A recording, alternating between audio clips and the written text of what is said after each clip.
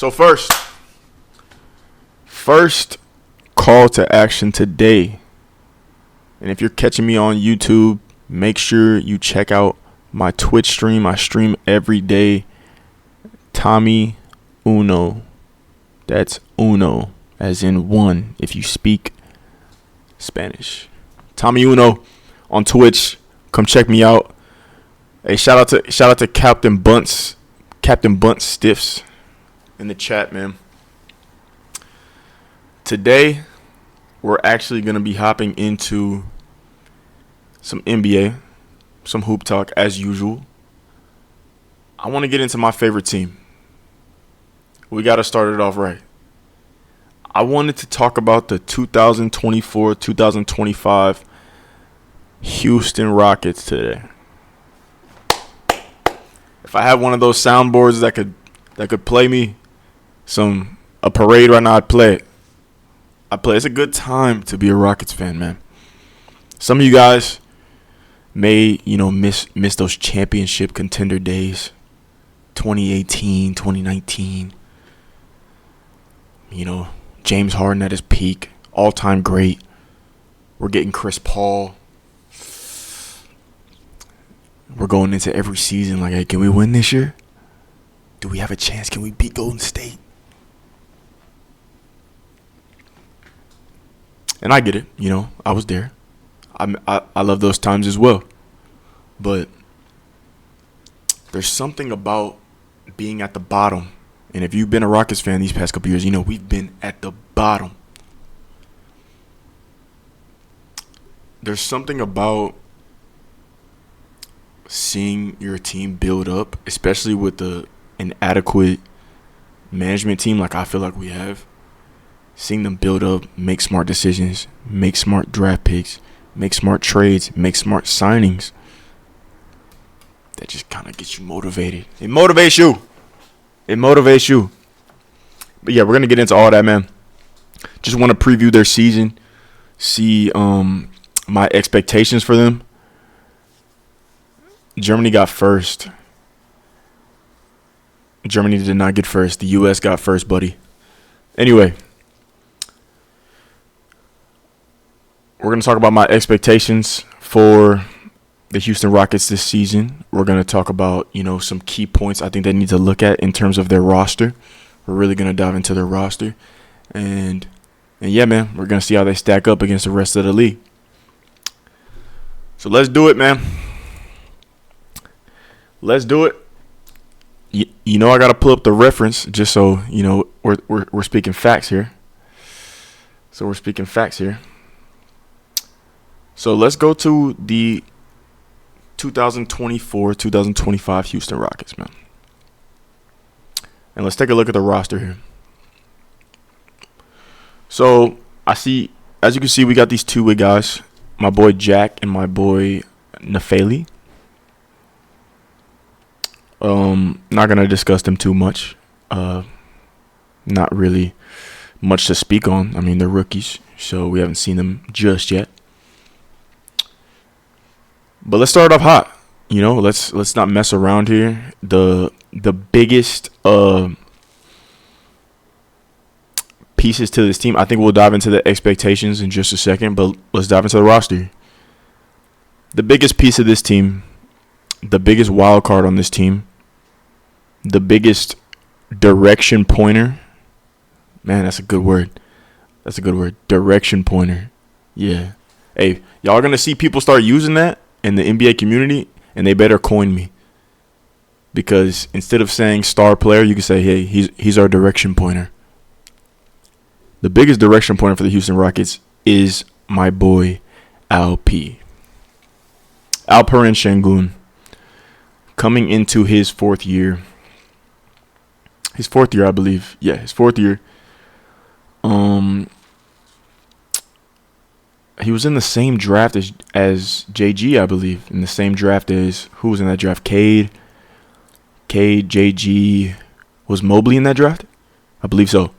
Coming into his fourth year in the league, Alperen Sengun took a huge jump in his third year. Went from, I remember his rookie year, if I had to break it down, I'm just going off the top of my head here. Sengun was a backup that didn't play much his rookie year. I actually don't remember who he was backing up. Was Capella still on the roster?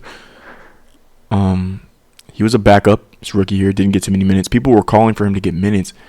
And then I believe his second year, he may have not have been a full-time starter, but I believe he got some pretty good starter minutes. I don't know why I'm trying to go off the top of my head like I can't just look.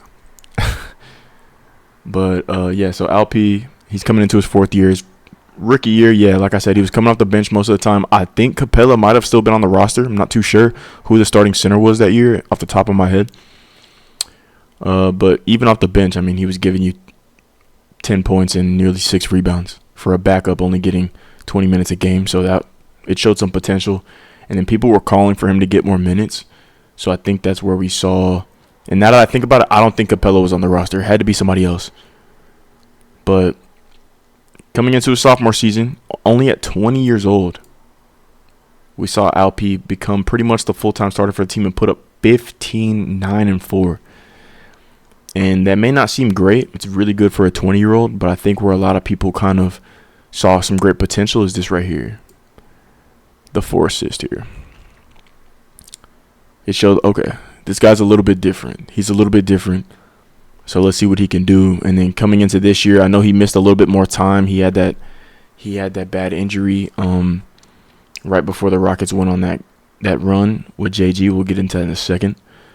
But overall, I mean, he cemented himself as the best player on this team. As you can see, third in most improved player voting.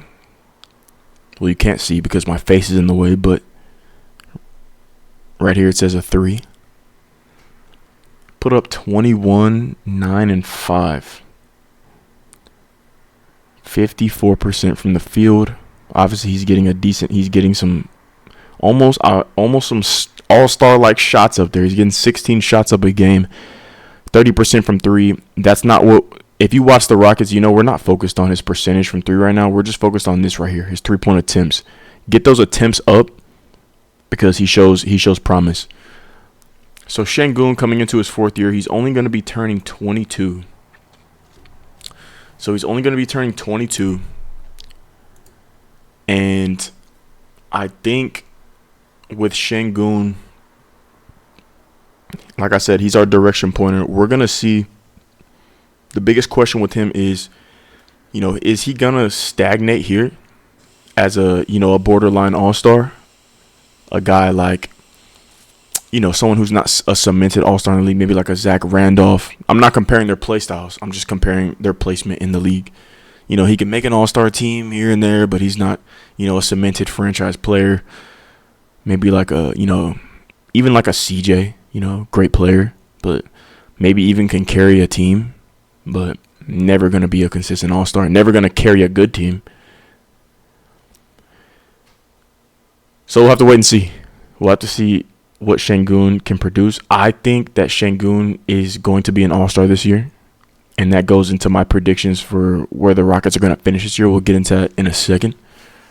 But man, this dude was born after me. This dude was born in 2002. Man, Sengun, all the potential in the world, man. All the potential in the world. Had a little growth spurt last year. I think he worked on his defense. I see that he's putting more volume into the three-point shooting. Honestly, if he can just get the three-point shooting up and work, I don't want to say work on his athleticism because he's sneaky athletic. I just want to say, build up some agility, and that'll come with more years in the league, more training, maybe a little bit more agility. That'll help him on both ends of the floor. And, yeah, honestly, just work on his shooting, honestly. But Alp's going to be a dog, man. Alp's going to be scary. He's going to be scary. He's going to be a good player, and I think he's the direction pointer for this team. So that's tier 1. I think when you're looking at the roster, you could break it up into about 3 or 4 tiers. We're going to get into that second tier, and I'm going to put – so Sengun is the only person in tier 1, right? I think we have to put another player by himself in the next tier with nobody else on his level, and that's Jaylen Green. Now, Jaylen Green is one of my favorite players in the league personally. I think the way he plays is what the game is going towards. I'm not even talking about ranking. I'm not talking about how good of a player he is. I'm not talking about winning basketball, and I know that's what's important. But when you look at what the NBA is as a business, and you look at, what's the NBA about? Getting fans, getting notoriety, excitement, entertainment. Jaylen Green is that. I mean, the dude's a 6'4" guard, one of the highest verticals in the NBA, one of the best dunkers in the NBA. But he can also adapt to this day and age. He can shoot the 3-ball. He can shoot the step backs. The kids love that. They love it. They love it. Jaylen Green's an exciting player, man. But when you talk about a winning player, he's going into his 4th year. I know he's proven that he can be a 20-point scorer. I don't want to get too much into Jaylen Green. I'm not going to lie, because I think the conversations and the narratives have been heard so much in the community that everybody knows what we're expecting from JG. And it comes down to one word: consistency, man. Consistency for Jaylen. We've seen him drop 40. We've seen him drop 35. We've seen him average 30 for a month straight. But we've also seen him average 14 for a month straight. We've seen him get benched in key fourth quarter games because he's not versatile enough to add value on both sides of the floor, which shouldn't be a problem for him looking at his athleticism and his size. I'm not going to be the one to question whether that's his motor or his, just, being a young player. I'm not going to, like I said, I'm not going to dive into him. He has star potential. True. I want to make this clear. I want to make this really clear because, like I said, he's one of my favorite players. I've dived into a lot of his film. I want to make this very clear. Jaylen Green has star potential. Even still, going into his 4th year, he has star potential.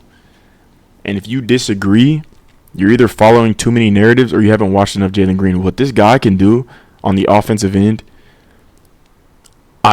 I know a lot of people say it's Zach LaVine-like, but in my opinion, Jaylen Green's feel for the game is a little bit better than Zach's. This dude, he can be a multiple-time All-Star. I'm talking about he can be a 4, 5, 6-time All-Star, in my opinion. He can be a 25-point-per-game scorer, in my opinion. His abilities that are unique to him, there's not people walking around with Jaylen Green's athleticism every day, even in the NBA. He's a top percenter in the NBA, which is saying something. I think this dude can be a star. Just wanted to make that clear. I think this dude could be a complete star. Jaylen Green is, he's great. He's great. Just needs to work on that consistency, and then he's right there. He's right there. And then we're getting to the next tier. So this next tier, I feel like it is a couple of guys that we haven't had enough time, or that they haven't had the opportunity for us to even see what their ceiling could be. So maybe some of these guys could be all-stars, or maybe they could be good starters, or maybe they'll be bench players. We still have to see. I do want to preface that before I put this first guy. One of these guys, I can't see him being a bench player, and that's going to be the first guy that I name. The rest of them haven't had enough time to see. Jabari Smith Jr., one of my favorite players on the team. He could be an all-star one day. He could be where I think he's going to be, an above-average starter for years to come. One of the rare 3-and-D power forwards in the league. You don't really see too many 3-and-D power forwards, true power forwards. I'm not talking about you put a 6'6" guy at small ball 4. I'm talking about this dude Jabari is a true 4, 3-and-D. You don't see that every day. We're talking about like a Jaren Jackson. We're talking about maybe like a Michael Porter Jr., but actually no, because this dude can't guard. Yeah, it's rare. Off the top of my head, I can't even think of too many of them. I'm thinking of like a Jaren Jackson type of guy. Maybe a Tobias, but I mean, even he's kind of more like a 3, just playing the 4. Jabari's a true 4, or if you want to say like a more traditional 4, but 3-and-D. I think he could be an all-star. Or he could just be an above-average starter. We just need more time, and I don't think he's had the best opportunity. He has a lot of people on this team taking a lot of shots. I think that's a big problem with the Rockets is they need to decide where their shots are going to go. Are we giving this many shots to LP? Are we giving this many shots to JG? is Fred. We have Fred here. You know, how many shots does he demand as a vet on this team? Jeff Green. If you watch the Rockets, man, Jeff Green comes in launching. This dude, Jeff Green, comes in like he's Kevin Durant. He thinks he's a superstar. And I love and shout out to Jeff Green, man. And I appreciate what he's done for this locker room. But man, kick the rock. You're not the superstar. Jeff Green shoots these shots like he's a superstar, man. But yeah, man, I think Jabari Smith hasn't gotten the right end of the stick, if you would say, or I don't think he's gotten the best opportunity to show what he can really be. He's a unique player, man. I hope we keep him, because a lot of times you'll think a player's not that good and you'll move on from him just because they haven't gotten the right opportunity, and I feel like that's the case with Jabari. I hope we hold on to him, man, and we could find a good spot for him to fit in with this roster. In the same tier, though, but slightly below Jabari, I'm going to put a couple guys here. I'm going to put Amin.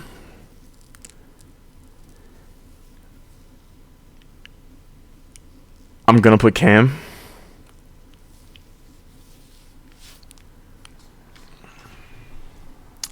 I want to make this very clear.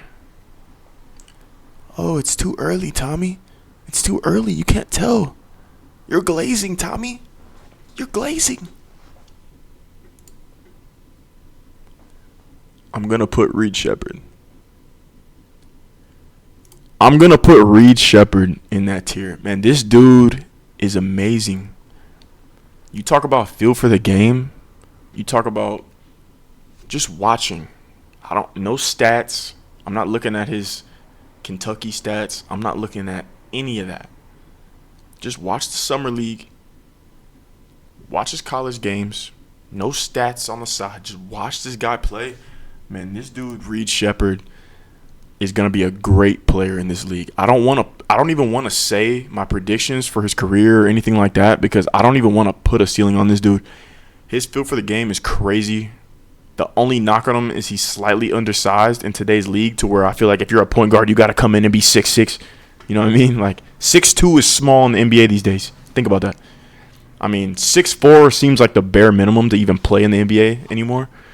But, I mean, this dude Reed Shepherd, his feel for the game is amazing, man. I can't wait to watch him play this season. I'll put him in that same tier. And then the last tier, we're just going to go into, some of the key role players.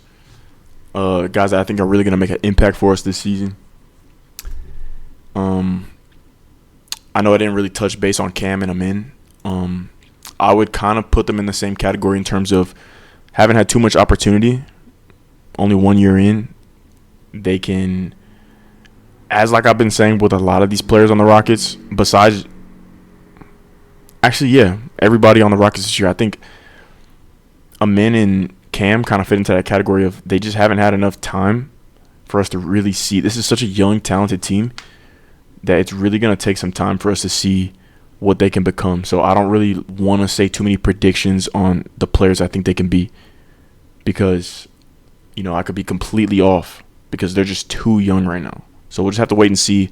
Amin, some people say he has more potential than Jabari. I can see that argument. I can see that argument 100%. I can see that argument. But his jump shot does scare me. His jump shot does scare me in a league where it's a necessity to be able to shoot the ball, especially if you're a guard, or even if he could transition to a wing one day, which I don't think would be utilizing him at the right level. But yeah, man, we have to see. Cam seems a little one-dimensional. Good scorer, though. Good scorer, good energy, great athleticism. Just got to see how it plays out, man, honestly. But those are my guys, though. Don't get it twisted. Those are my guys. Key role players. Fred. Dylan Brooks. Aaron Holiday. Jeff Green. And Tari Eason. Those are going to be our key guys, starters and bench players that are really going to contribute. We kind of know who they are. Tari Eason, obviously, he's going to be a 3-and-D guy. Hasn't really shown any star potential, but I think we know what Tari's going to be. Still a really good player. A lot of teams would love to have him. Fred, steady guard, kind of gives me a little bit of a less efficient but better overall talent, Tyus Jones. So he's not going to be as safe, if that's the right word, as Tyus, but he's going to be able to produce at a larger volume. Whichever one of those you would take is up to you. But I think they're cut from that same niche, smaller guard, but can do everything on the court. Can shoot the ball, can play make, can defend. Shout out to Fred, man. Shout out to Fred. I know a lot of people are mad at his contract. Bro, we had to throw the money at somebody. You know what I'm saying? Like, we had to throw the money at somebody. Somebody had to get the money, and Fred came in and changed the culture along with Ime. And I think overall it was a good signing for us. And then when you talk about Dillon Brooks, I think Dillon Brooks gets a lot of hate. He gives me Patrick Beverley vibes. He's the type of guy that you hate when he's on another team, but man, when he's on your team, you're grateful to have him. I mean, he does the dirty work. He doesn't care about how many shots he gets. He's a serviceable player. I mean, he'll go stand in the corner and he'll knock him down. Every now and then he'll put the ball in the – hey, y'all are sleeping on Dillon Brooks if y'all don't think that he can't pump fake that three and put the ball – 2-dribble pull-up. Come on. Hey, y'all are asleep. Y'all haven't seen enough Dillon Brooks. Dillon Brooks is – I don't want to say this, but if we're being honest, Dillon Brooks is kind of a bucket.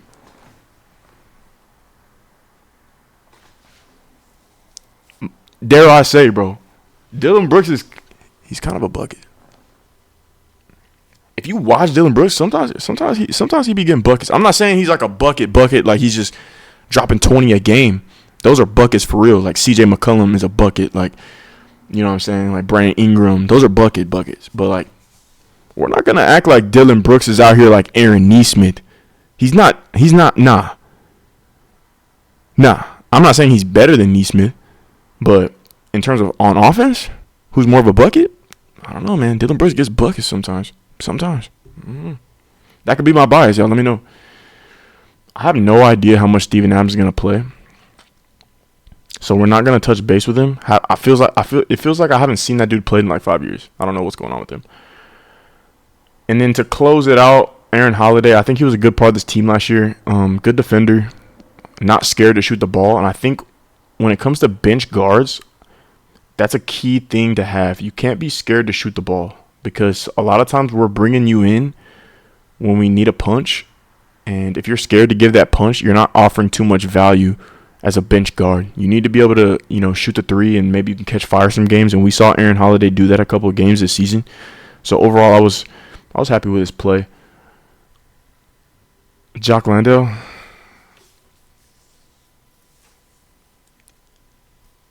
Shout out to Jock Landale. Next. Yeah, man. Honestly, AJ Griffin. I think we need to trade Jayshawn Tate. I don't think he fits our team. I just think we have too many people that have more potential than him, but he's still a serviceable player. He can maybe be a starter on some teams, be a really good bench player for some teams. I think we can get some value out of him. Shout out to Jayshawn, but I just don't think he fits the team. Just haven't found the right package for him yet. Jeff Green, good veteran to have in the locker room. I think he should get anywhere from 10 to 15 minutes a game now that we do have a backup big and we don't have to play a 40-year-old as backup center, which is crazy. AJ Griffin, we'll see. I mean, honestly, I've probably seen this dude play like 10 minutes in the NBA in his entire career. Only going into year 3, so we'll see. But yeah, man, in terms of my expectations for this team, I mean, I think the Rockets are going to make the playoffs this year. I think they are. I know there's some teams coming back. Memphis. I know there's some really good teams that are going to be hunting for those bottom spots. Sacramento, Golden State, the Lakers, even the Clippers. These aren't solidified teams in the West, and those are really good teams. You could argue they have way better rosters than us. But what we showed last year in terms of continuity, and if you don't think continuity matters in the NBA today, you're just not watching the game, because look at all the top teams in the league. Boston, those guys have been together for years. I know they brought in Drew and Kristaps, but they've had Derek White for a couple years. Their main cornerstones have been there for years. Their upper management has been there for years. You look at Denver, upper management, head coaching, the key cornerstones, they've been there for years. You know what I'm saying? The Milwaukee Bucks, continuity. Those same guys have been there for years. OKC, I know they're just starting off, but those guys have been there. And now that the Rockets, they have these same, they're in a similar situation to OKC in my opinion.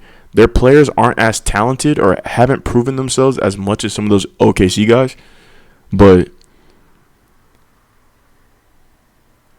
they're on that same level, bro. They just are. Like, these guys are starting to get some years under their belt, and I think that the Rockets are going to put some people on notice. I believe they finished 41-41 last year.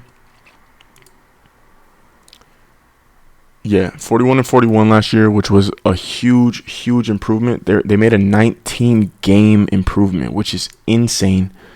I think you can pencil the Rockets in for about 44 wins this year. 43, 44 wins.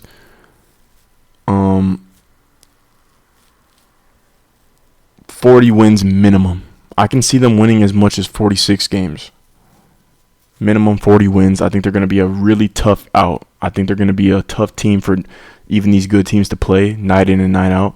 I think LP is going to make a jump to becoming an all-star this year. I think LP is going to put up about 23, 11, and 5 or 6. I think he's going to be a solidified all-star. I think Jaylen Green is going to really find his role as that Robin behind LP, and I think he'll finally mature enough to accept that and be a consistent 20-point-per-game scorer. And I think everybody else falls in line. Shout out to Ime. Shout out to the Rockets.